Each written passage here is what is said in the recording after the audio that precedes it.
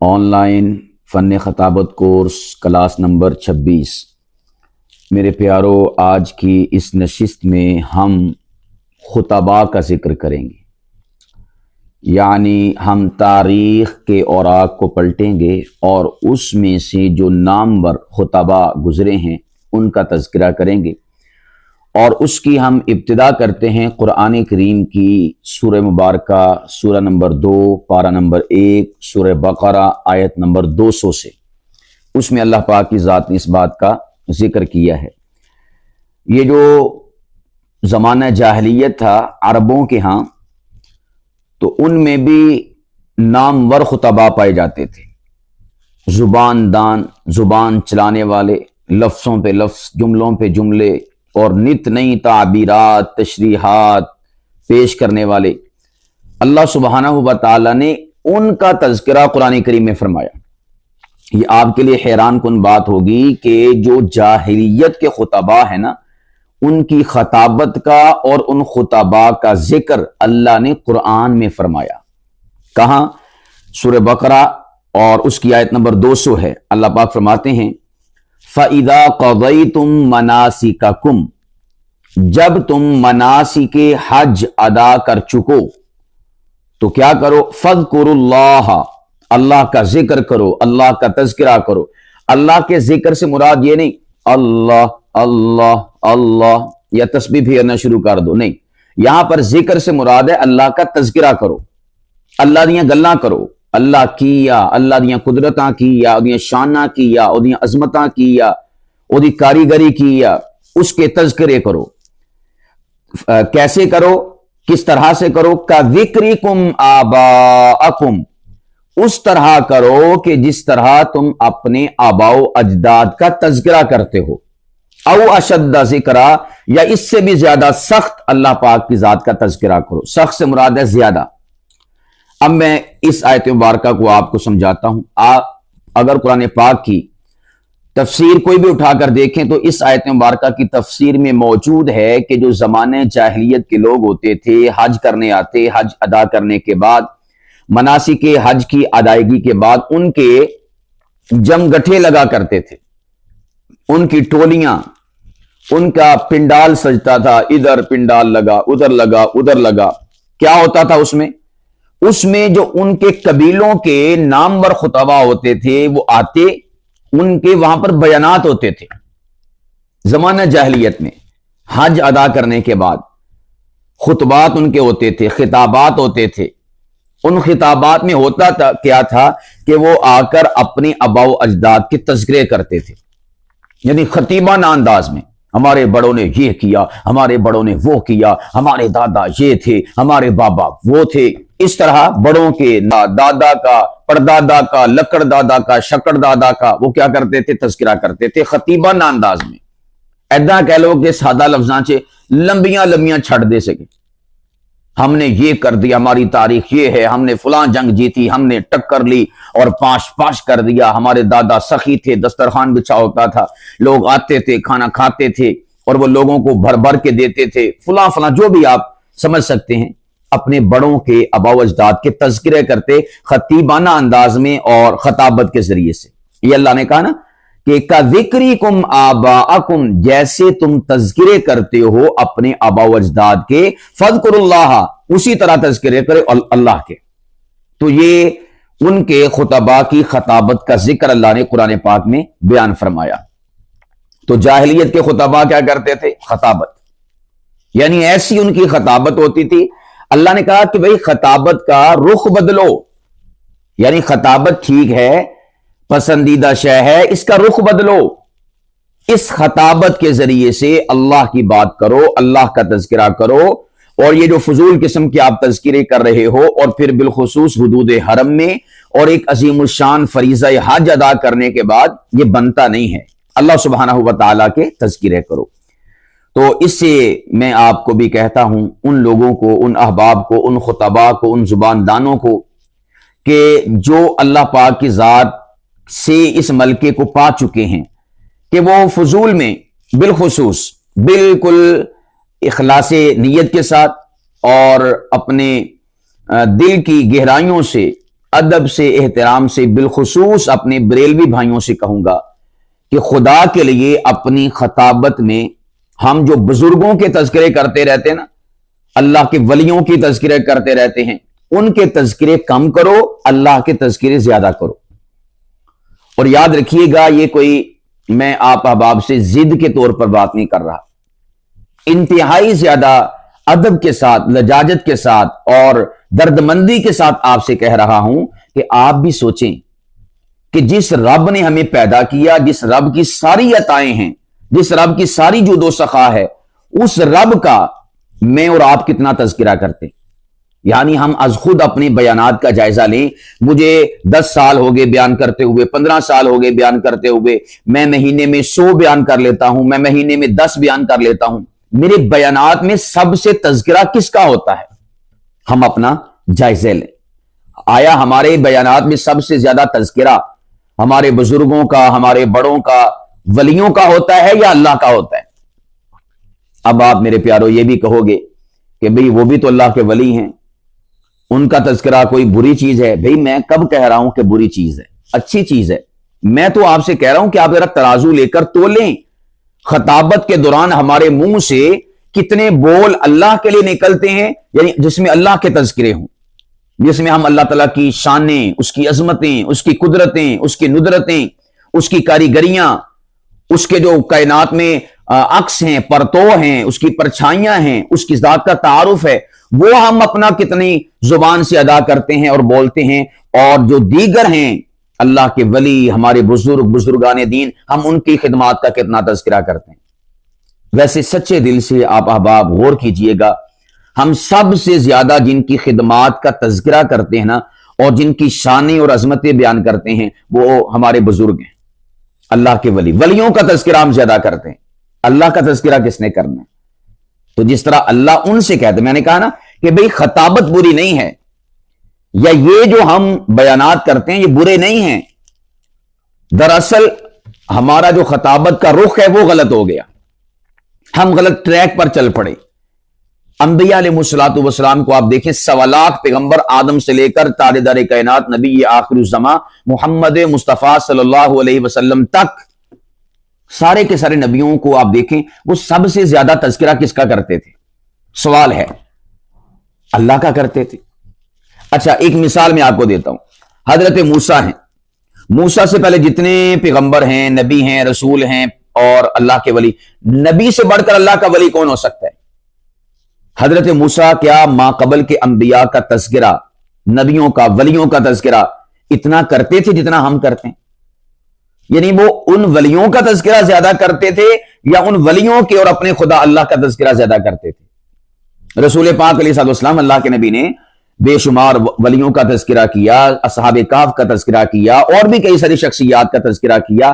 آپ ان کے تذکرے حضور کی زبان سے اور اللہ کے تذکرے حضور کی زبان سے, دونوں کا کمپیریزن کریں. میں آپ سے کہتا ہوں, انصاف کے ساتھ بتائیے گا, سب سے زیادہ تذکرہ حضور کی زبان پر اللہ کے ولیوں کا تھا یا اللہ سبحانہ و تعالی کا تھا؟ تو میرے پیارو, ہم اپنے پیارے آقا حضرت محمد مصطفیٰ صلی اللہ علیہ وسلم کے ٹریک سے نہ ہٹیں, ان کے راستے سے نہ ہٹیں. اللہ کی عزت کی قسم, یہ جو اللہ کے ولی ہیں نا, ان سے محبت کرنا یہ ہمارے ایمان کا حصہ ہے. ان سے بھلا نفرت کیسے کی جا سکتی ہے؟ ان کو رسپیکٹ کے قابل کیوں نہیں سمجھا جا سکتا؟ اللہ کے ولی ہیں, اللہ کے دوست ہیں, جو اللہ کا وہ ہمارا.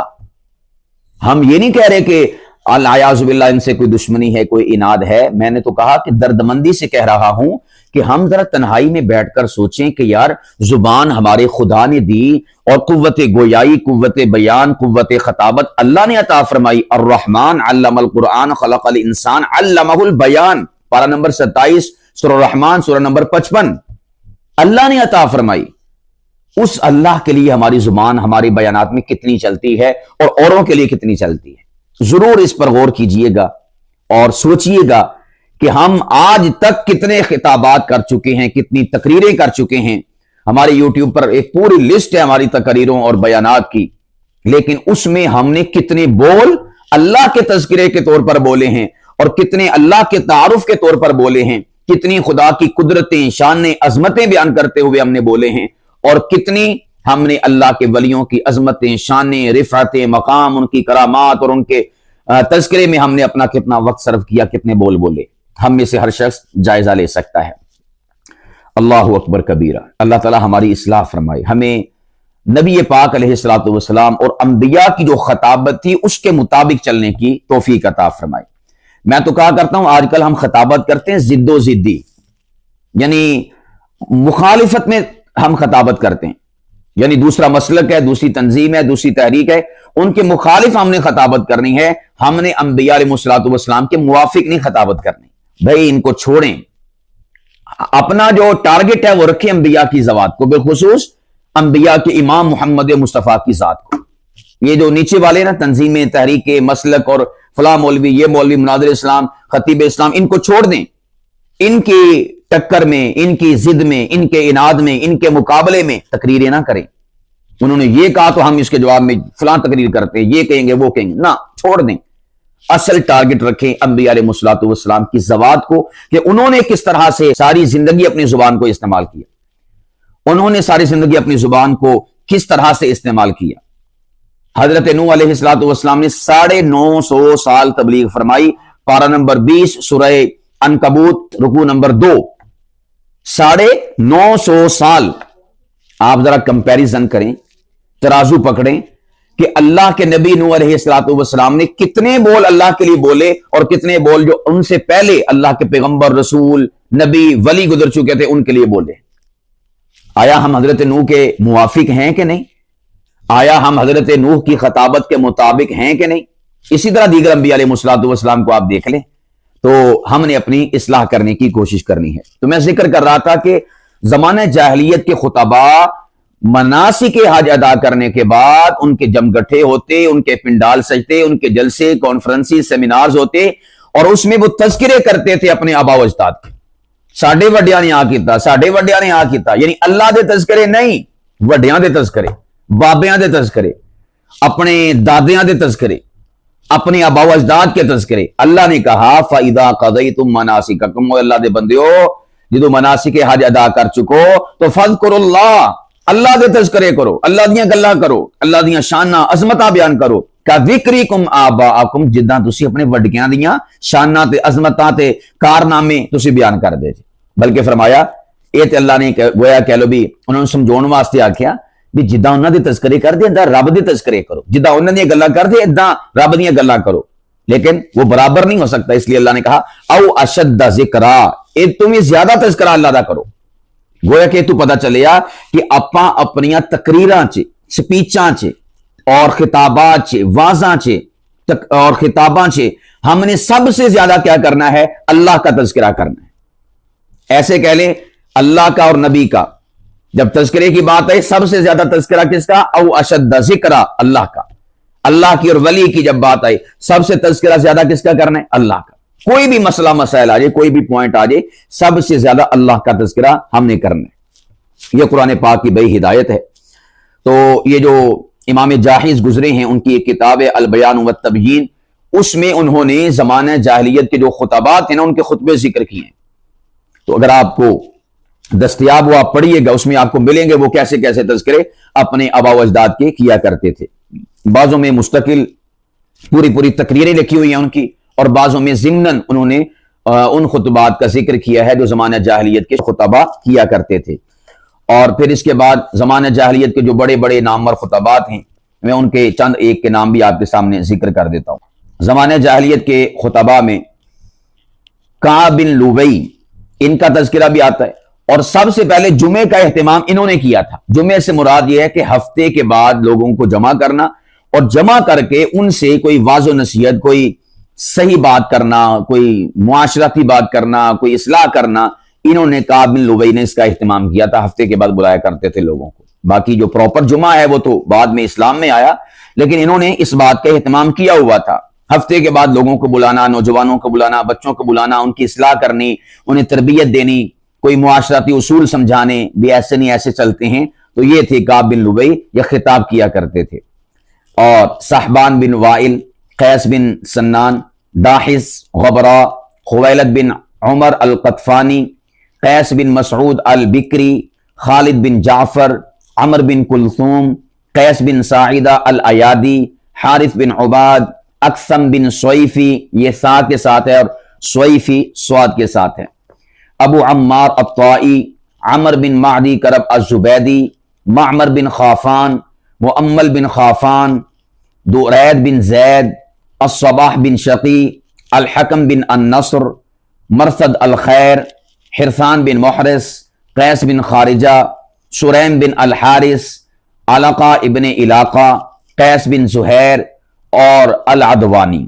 یہ زمانہ جاہلیت کے ٹاپ آف لسٹ کے جو خطبات ہیں نا، سر فہرست خطبہ جو مانے جاتے تھے، جانے جاتے تھے، یہ ان کے میں نے آپ کے سامنے چند ایک نام ذکر کر دیے ہیں۔ تو یہ زمانہ جاہلیت کے خطبات ہیں۔ گویا کہ خطابت ہر دور میں مسلم رہی ہے، خطابت نے ہر دور میں اپنا لوہا منوایا، اپنا قد کاٹ ثابت کیا اور اپنا آپ بتایا، جتوایا اور لوگوں کو سمجھایا کہ میں کچھ ہوں، میرے ذریعے سے کچھ ہوتا ہے زمانے میں۔ انبیاء کی آپ دیکھ لیں تعلیمات خطابت کے ذریعے سے، ان کا پیغام خطابت کے ذریعے سے۔ جاہلیت کے لوگ اپنا پیغام شیئر کرتے تھے، اپنی سوچ، اپنی فکر، اپنا کاز، اپنا مشن یا جو بھی ان کے نظریات ہوتے تھے یا جو بھی ان کے مدعا ہوا کرتا تھا، اسے بذریعہ خطابت لوگوں تک پہنچاتے تھے۔ تو جب زمانہ جاہلیت کے لوگ ایسا کر سکتے ہیں تو آپ کیوں ایسا نہیں کر سکتے؟ خطابت سیکھیے اور اسلام کا پیغام لوگوں تک پہنچائیے۔ اس کے بعد یہ تو خطابت اور عرب تھا کہ خطابت عرب میں کس طرح سے پائی جاتی تھی اور کیسے پائی جاتی تھی۔ اب اس کے بعد آتے ہیں خطابت اور اسلام کی طرف کہ اسلام میں خطابت کس طرح سے تھی۔ دیکھیں رسول پاک علیہ الصلوۃ والسلام سے بڑھ کر کون خطیب ہوتا ہے؟ آپ تو سید الخطباء ہیں، یعنی خطباء کے سردار ہیں۔ خطابت کا سہرا آپ ہی کے سر پر سجتا ہے اور آپ کے اس چمکتے دمکتے خطابت کے تاج سے جو نکلنے والی اور پھوٹنے والی کرنیں ہیں، پھر آگے اس کے عکس پڑے صحابہ کرام پر تو وہ خطیب بن گئے۔ ان میں حضرت ابو بکر صدیق اسلام کی خطابت میں ان کا اعلیٰ مقام ہے۔ رسول پاک علیہ الصلوۃ والسلام کی ممبر پر جو آیا، رسول پاک علیہ الصلوۃ والسلام کے بعد وہ خطیب نہیں ہوگا تو اور کون خطیب ہوگا؟ اور پھر ایسا خطیب کہ جسے مصطفیٰ نے مقرر کیا۔ اور حضرت ابو بکر صدیق کی خطابت کا آپ اندازہ اس بات سے لگا سکتے ہیں کہ جب رسول پاک علیہ الصلوۃ والسلام کا وصال ہوا، صحابہ کرام حواس باختہ ہو گئے۔ صحابہ کو کچھ سوجھ نہیں رہی تھی ہمارے ساتھ ہوا تو ہوا کیا کریں، کیا یعنی صحابہ کرام جس طرح ہمارے گھر میں فوتگی ہو جائے ہمیں سوچتا نہیں ہے۔ اور پھر کائنات کی جان، کائنات کے تاجدار، صحابہ کرام کا مأویٰ، ملجا، مرکز و محور اور مستر، صحابہ کرام کی جند جان، تاجدار کائنات فوت ہو جائیں، وصال پا جائیں تو ان کے دل پر کیا بیتتی ہوگی۔ اس موقع پر حضرت عمر جیسا جری کہتا تھا تلوار نکال کر کہ کسی نے کہا نا کہ محمد مصطفیٰ انتقال کر چکے، میں اس کی گردن اڑا دوں گا۔ حضرت عثمان غنی جیسا انسان، اسے پتہ نہیں تھا مجھے کوئی سلام کر رہا ہے یا میرے پاس سے ویسے گزر رہا ہے۔ یہ کیفیت ہوگی تھی صحابہ کرام کی۔ اس موقع پر صحابہ کرام کو جس کی خطابت نے سنبھالا دیا اسے حضرت ابو بکر صدیق کہتے ہیں۔ حضرت عمر فرماتے ہیں وہ جو آیات پڑھی تھی نا حضرت ابو بکر صدیق نے، پارہ نمبر 4 سورہ آل عمران سورہ نمبر 3 کی آیات مبارکہ، وما محمد الا رسول، کہ محمد تو ایک رسول کی حیثیت رکھتے ہیں، یعنی خدا نہیں ہے کہ آپ سوچیں کہ یہ فوت کیوں ہو گئے۔ خدا کی ذات ہے، وہ نہیں فوت ہوگی، نہ ہو سکتی ہے، خدا ہی کیا کہ جو فوت ہو جائے۔ فرمایا کہ یہ محمد اللہ کے رسول ہیں، اور وما محمد الا رسول قد خلت من قبلہ الرسل، جس طرح سے پہلے رسول اس دنیا سے رخصت ہو گئے۔ افإن مات او قتل انقلبتم علی اعقابکم، کہ اگر یہ فوت ہو جائیں یا شہید کر دیے جائیں، قتل کر دیے جائیں تو کیا آپ الٹے پاؤں پھر جاؤ گے، یعنی دین کو خیر بات کہہ دو گے، اسلامی تعلیمات اور عقیدے سے انحراف کر لو گے؟ تو اس موقع پر حضرت عمر کہتے ہیں کہ یہ والی آیات ابو بکر صدیق رضی اللہ تعالیٰ عنہ نے کچھ اس انداز سے پڑھی کہ مجھے یہ لگا کہ یہ آیات ابھی اللہ پاک کی ذات نے نازل فرمائی ہیں۔ یعنی ان کا مقصد یہ نہیں تھا کہ انہوں پتہ نہیں کہ یہ اللہ کی وحی ہے، پہلے نازل ہو چکی ہے، یعنی وہ خطابت کے اوپر کومنٹس پاس کر رہے ہیں کہ حضرت ابو بکر صدیق نے اس موقع پر ان آیات کو تلاوت کیسے کیا، بیان کیسے کیا، اور دوران خطاب اس کو پیش کیسے کیا۔ جس طرح آپ اس بات کو مثال دوں گا تو پھر زیادہ سمجھیں گے۔ مولانا طارق جمیل صاحب جب وہ بیان کرتے ہیں اور آیات پڑھتے ہیں تو ایسا لگتا ہے جس طرح قرآن پاک ابھی اتر رہا ہو، الحاقۃ ملحاقہ وما ادراک ملحاقہ القارعۃ ملقارعہ وما ادراک ملقارعہ ففروا الی اللہ، بھاگو بھاگو اللہ کی طرف بھاگو، اذا زلزلت الارض زلزالہا اذا الشمس کورت واذا النجوم انکدرت واذا الجبال سیرت اذا السماء انفطرت واذا القبور بعثرت یا ایھا الانسان ما غرک بربک الکریم قل یا عبادی الذین اسرفوا علی انفسہم لا تقنطوا من رحمت اللہ۔ اب یہ انداز اور سٹائل ایسا ہوتا ہے کہ یوں لگتا ہے کہ جس طرح ابھی قرآن پاک کا نزول ہو رہا، اور پھر یوں لگتا ہے کہ جس طرح یہ آیات مبارکہ جو اس میں چیزیں بیان کی گئی ہیں کہ قیامت آئے گی تو ایسا ہوگا ایسا ہوگا، لگتا ہے کہ وہ پتہ نہیں کب ہونا کب نہیں ہونا، ابھی ہو رہا ہے، اس کو اس انداز سے بیان کیا جاتا ہے۔ تو حضرت عمر بن خطاب، انہیں پتہ ہے کہ یہ وحی نبی پاک علیہ السلام پر نازل ہوئی، نبی کے علاوہ کس پر بلا وحی آ سکتی ہے، لیکن وہ دراصل خطابت کا انداز بتا رہے تھے۔ اس انداز سے حضرت صدیق نے آیات کو پیش کیا کہ یوں لگا کہ جس طرح ابھی قرآن پاک کا نزول ہو رہا ہو۔ تو ابو بکر صدیق نامور خطبہ، پھر حضرت فاروق اعظم، حضرت عثمان غنی اور حضرت علی المرتضی شیر خدا رضی اللہ تعالیٰ عنہ۔ حضرت علی کے خطبات کا اور ان کی خطابت کیسی تھی، آپ اس کا اگر جھلک دیکھنا چاہتے ہیں تو نہج البلاغہ کو دیکھ لیجئے، اس میں موجود ہیں۔ اور جعفر طیار کا شاہ حبش کے دربار میں خطابت کرنا، جس کا ذکر پارہ نمبر 7 کی سب سے پہلی آیت مبارکہ وَإِذَا سَمِعُوا مَا أُنزِلَ إِلَى الرَّسُولِ تَرَىٰ أَعْيُنَهُمْ تَفِيضُ مِنَ الدَّمْعِ، اے دیکھنے والے جب تو دیکھتا کہ جب جعفر طیار خطاب کر رہے تھے اور وہ شے کہ جو اللہ نے اپنے رسول پر نازل فرمائی، تو دیکھتا لوگوں کو کہ ان کی آنکھوں سے آنسو بہ رہے تھے، آنسو جاری تھے۔ تو ایسی خطابت اللہ پاک کی ذات نے جعفر طیار کو عطا فرمائی۔ اور پھر اسی طرح سیدہ امی عائشہ الصدیقہ نامور خطیبہ تھیں، عبداللہ بن زبیر نامور خطیب تھے، حضرت امیر معاویہ یہ نامور خطیب تھے، حضرت سعید بن عاص یہ نامور خطیب تھے، زیاد بن ابی یہ نامور خطیب تھے۔ اور پھر عورتوں میں جنہیں خطیبۃ النساء کا ٹائٹل اور اعزاز اور لقب ملا، سیدہ اسماء بنت یزید السکن الانصاریہ رضی اللہ تعالی عنہا یہ نامور خطیبہ تھی۔ اور بے شمار خطبہ اور خطیبات، یہ مبلغات گزری ہیں نبی پاک علیہ السلام کے اصحاب میں۔ اسی طرح پھر آپ آگے چلے جائیں تو آگے جو ہمارا زمانہ ہے اس میں بھی نامور خطبہ گزرے ہیں، ان کے تذکرے ہم کتابوں میں پڑھتے رہتے ہیں۔ اس میں سر فہرست ہیں علامہ ابن جوزی رحمہ اللہ، یہ نامور اور ٹاپ آف لسٹ خطبہ میں سے ایک خطیب تھے۔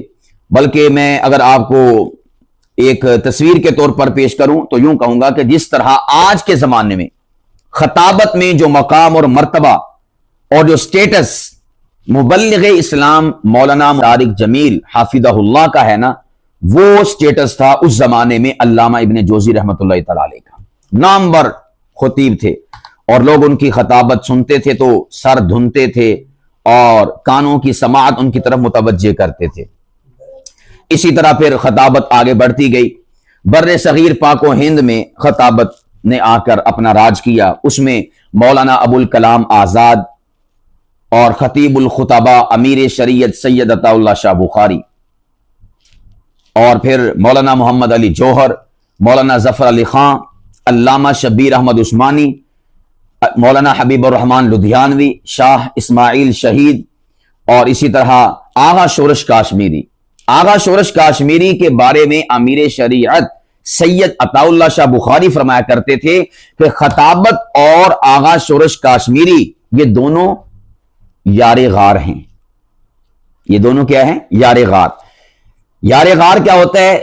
یعنی وہ یار غار ایک سمجھے کہ استعارہ ہے حضرت ابو بکر اور نبی پاک علیہ السلام کے حوالے سے، یعنی جہاں پر مصطفیٰ وہاں پر صدیق اکبر، یہ دونوں جدا نہیں ہو سکتے، تو انہیں یار غار کہا جاتا ہے حضرت صدیق اکبر کو، یعنی لنگوٹیا نال نال ساتھ ساتھ۔ جس طرح بسوں کا ایسا ہوتا نا کہ ہمارے گھر سے ہمارا کوئی بیٹا وہ جناب والا گھر میں ہو نا، ہم ڈھونڈ رہے ہوں، تلاش کر رہے ہوں، تو سب سے پہلے ہم کہاں جاتے ہیں؟ سب سے پہلے ہم اس لڑکے اور اس منڈے اور اس بندے کے گھر جاتے ہیں کہ جس کے ساتھ سب سے زیادہ ہمارے بچے کی، ہمارے بیٹے کی یاری دوستی ہوتی ہے۔ اس تو بعد کئی اور جگہ بھیجتے ہیں، کسی اور جگہ پر جاتے ہیں، سب سے پہلے اس کے دروازہ کھٹکھٹاتے ہیں۔ پتا ہوتا ہے کہ یہ اس کا لنگوٹیا ہے، ادھر اٹھنا بیٹھنا جینا مرنا کھانا پینا یعنی یہ سمجھو کہ کبھی جدا نہیں ہوندے. اسی طرح اللہ دے نبی تے حضرت ابوبکر صدیق یہ کبھی جدا نہیں ہوئے, تھان تھان تے ایک نال سے گئے. یہ ایسے لازم و ملزوم اور اکٹھے ہیں حضرت رسول پاک علیہ السلام اور حضرت ابوبکر. تو بات کر رہا تھا یار غار کی, تو امیر شریعت فرماتے ہیں کہ آغا شورش کاشمیری اور خطابت یہ یار غار ہیں, یعنی یہ لازم و ملزوم ہے. خطابت کا استعارہ, خطابت کا دوسرا نام ہے آغا شورش کاشمیری رحمہ اللہ. اسی طرح علامہ حق نواز جھنگوی شہید, سبحان اللہ. مولانا ایثار القاسمی, علامہ ضیاء الرحمن فاروقی شہید, علامہ علی شیر حیدری شہید.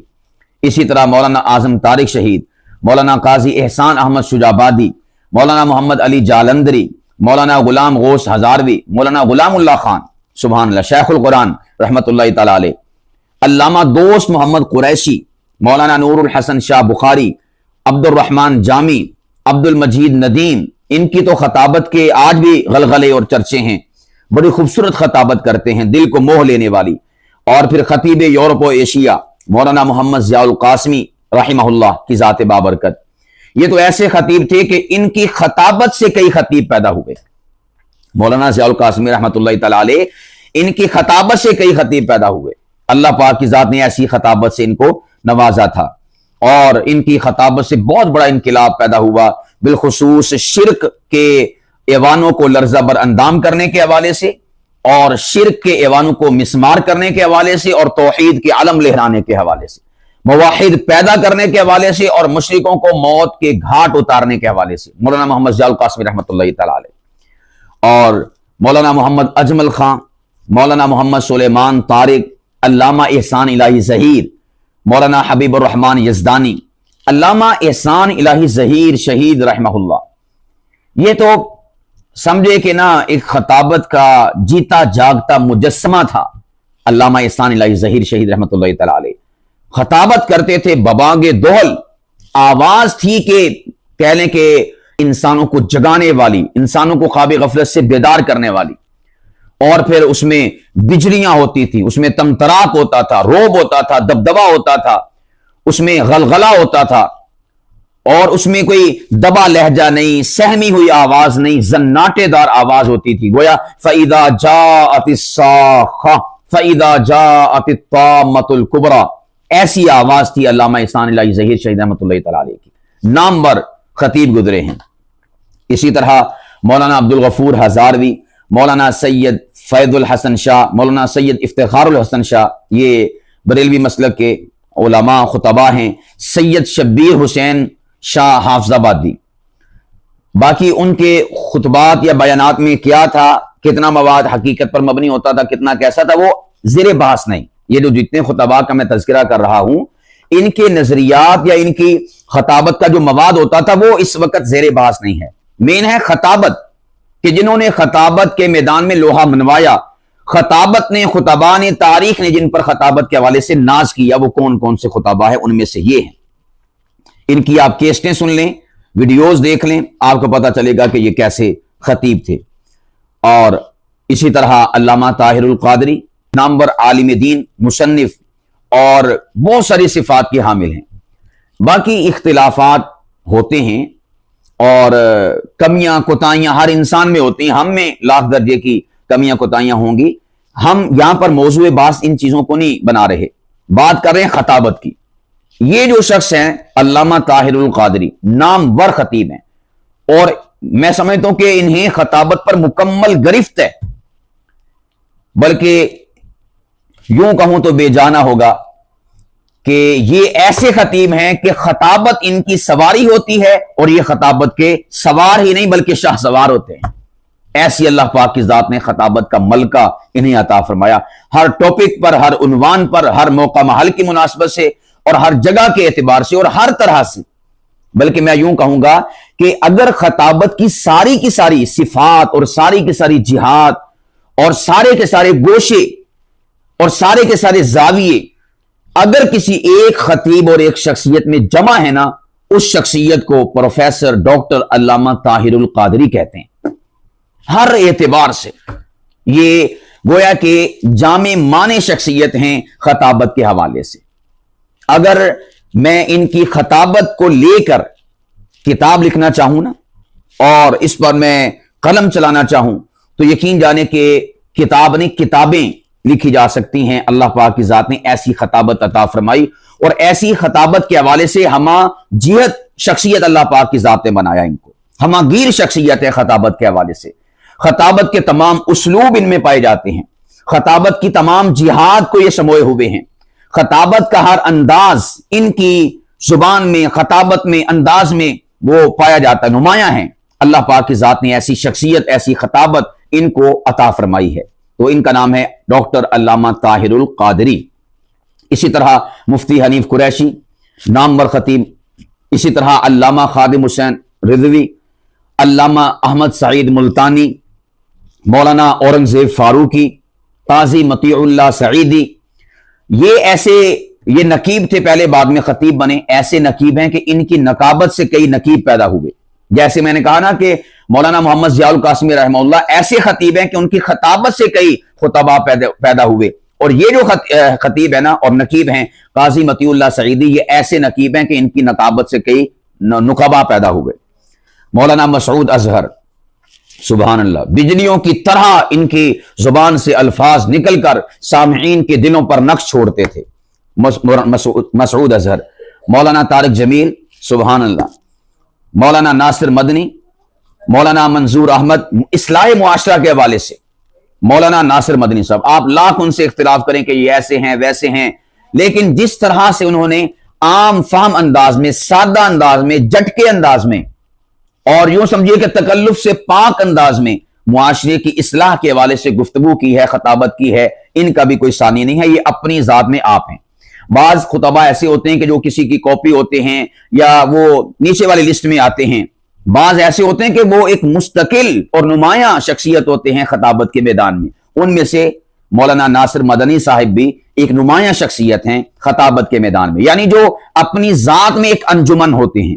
جس طرح میں نے علامہ طاہر القادری صاحب کا ذکر کیا، یہ اپنی ذات میں انجمن ہیں، اسی طرح مولانا ناصر مدنی صاحب یہ اپنی ذات میں خطابت کے حوالے سے انجمن ہیں، ایک الگ سٹائل ہے، ایک الگ سے انداز ہے ان کا۔ مولانا منظور احمد صاحب، یہ بھی مسلک کے اہل حدیث کے بہت بڑے نامور خطیب ہیں، ان کی خطابت کی وجہ سے کئی لوگ انہوں نے کتاب و سنت کو اختیار کیا، اپنی زندگیوں میں بدلاؤ کو پیدا کیا، یہ بھی نامور خطباء میں آتے ہیں۔ اسی طرح مولانا عبد الکریم ندیم دیوبند مسلک میں ہیں، علامہ محمد الیاس گھمن حفظہ اللہ، انہوں نے علمیت، دلائل اور منطق اس طرح سے اپنی خطابت کے ذریعے سے اپنی علمیت کا اور عقائد کا لوہا لوگوں میں منوایا کہ مجھے عقائد پر دسترس حاصل ہے۔ یہ بھی نامور شخصیات ہیں خطابت کے میدان میں۔ اور بھی اس قسم کی بے شمار شخصیات ہیں جنہیں اللہ پاک کی ذات نے خطابت کا ملکہ عطا فرمایا، اور خطابت کے حوالے سے حسن بیاں، حسن ادائیگی اور کئی ساری صفات سے اللہ پاک کی ذات نے نوازا ہے۔ اب کس کس کا نام لیا جائے، کس کس شخصیت کا ذکر کیا جائے، ہر ایک شخصیت اپنی ذات میں ایک نمایاں مقام رکھتی ہے۔ میں آخر میں ایک شعر کہہ کر میں اس چیپٹر کو کلوز کرنا چاہوں گا خطباء کے تذکرے کے حوالے سے، کہ شاعر کہتا ہے کہ وہ لوگ جنہوں نے خون دے کر چمن کو زینت بخشی ہے، وہ لوگ کہ جنہوں نے خون دے کر چمن کو زینت بخشی ہے، دو چار سے دنیا واقف ہے، گمنام نہ جانے کتنے ہیں۔